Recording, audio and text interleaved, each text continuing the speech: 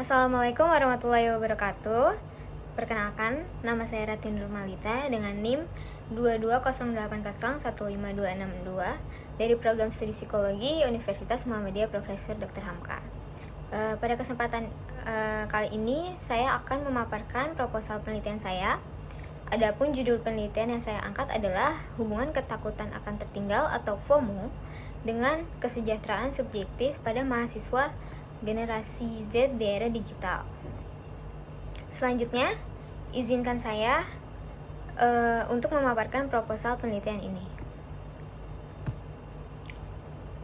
Yang pertama yaitu latar belakang.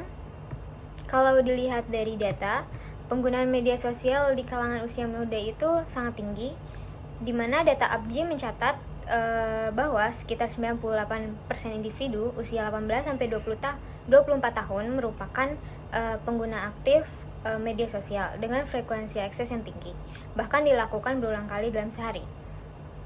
Nah, di kalangan mahasiswa sendiri, penggunaan internet itu mencapai lebih dari 90%, dan sebagian besar digunakan untuk media sosial. Artinya, media sosial saat ini bukan hanya sebagai hiburan saja, tetapi sudah menjadi bagian penting dalam kehidupan sehari-hari, mulai dari mencari informasi, membangun relasi, sampai mengekspresikan diri.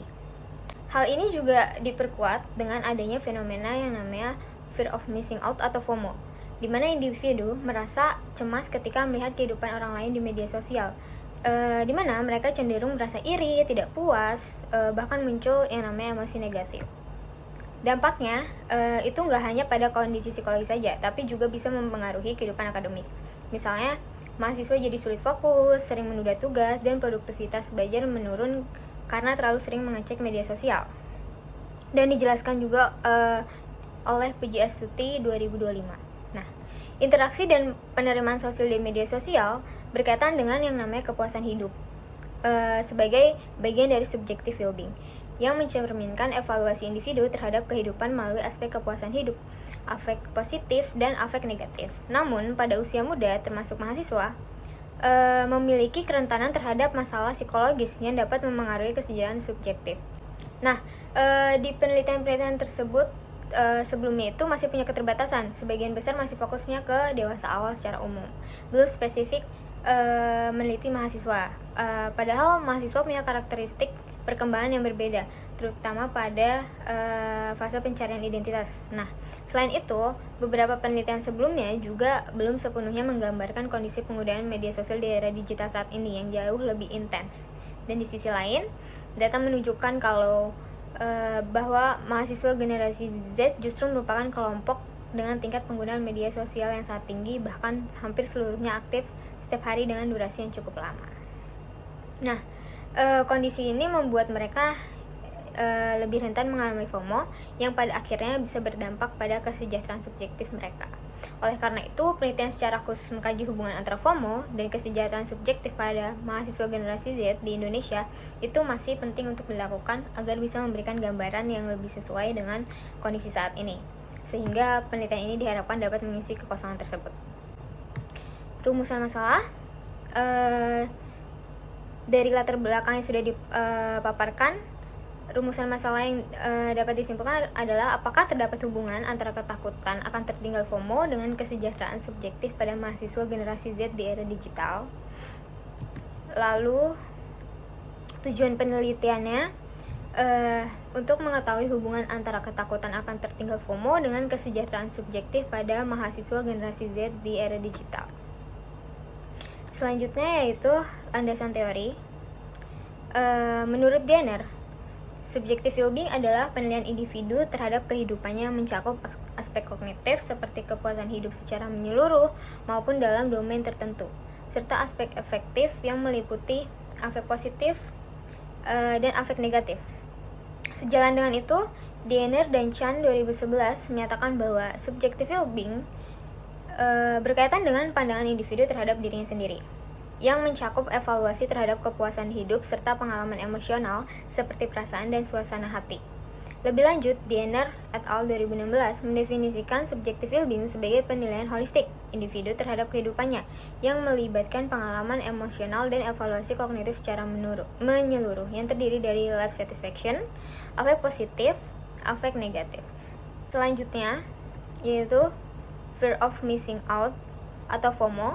Menurut Przybylski 2013 merupakan suatu kondisi psikologis ketika individu merasa khawatir akan tertinggal informasi atau pengalaman sosial orang lain, yang dimana kondisi ini membuat individu terdorong untuk terus terhubung dengan orang lain, terutama melalui media sosial.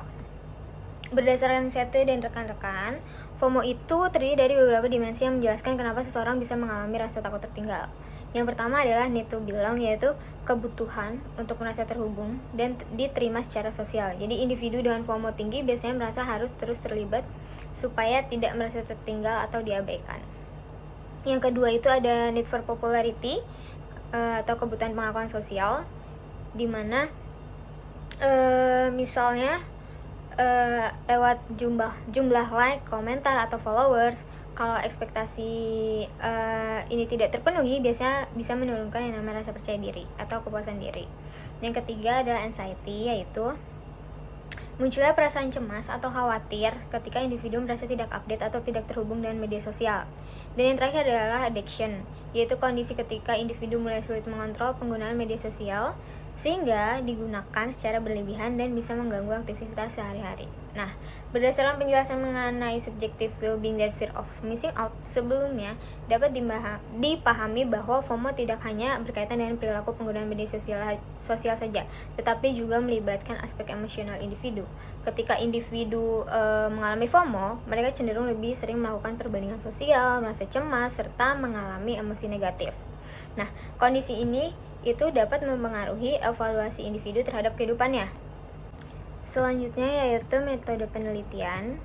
Pertama, untuk populasi dan sampel penelitian, ini adalah mahasiswa rentan usia 18-25 tahun, fokusnya adalah generasi Z yang aktif menggunakan media sosial. Lalu untuk teknik sampling yang saya gunakan adalah yaitu persuasive sampling, karena pemberian sampel itu berdasarkan kriteria tertentu seperti mahasiswa aktif dan pengguna media sosial.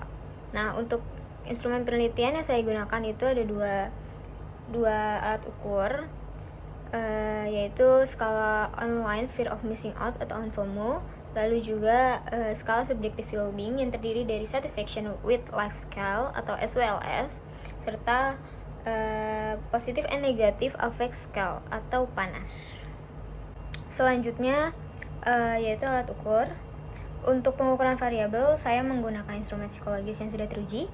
FOMO diukur menggunakan skala FOMO yang terdiri dari 20 item dengan versi adaptasi oleh Kurniawan tahun 2022. Sedangkan kesejahteraan subjektif atau SWB itu diukur menggunakan SWLS sebanyak 5 item untuk mengukur kepuasan hidup, serta PANAS yang terdiri dari 10 item afek positif dan 10 item afek negatif. Kedua skala tersebut menggunakan versi adaptasi bahasa Indonesia yang saya dapatkan dari laboratorium psikologi yang telah diadaptasi oleh Maulid. Dan dalam penelitian ini jumlah respon yang digunakan adalah sebanyak 65 sampel mahasiswa Gen Z.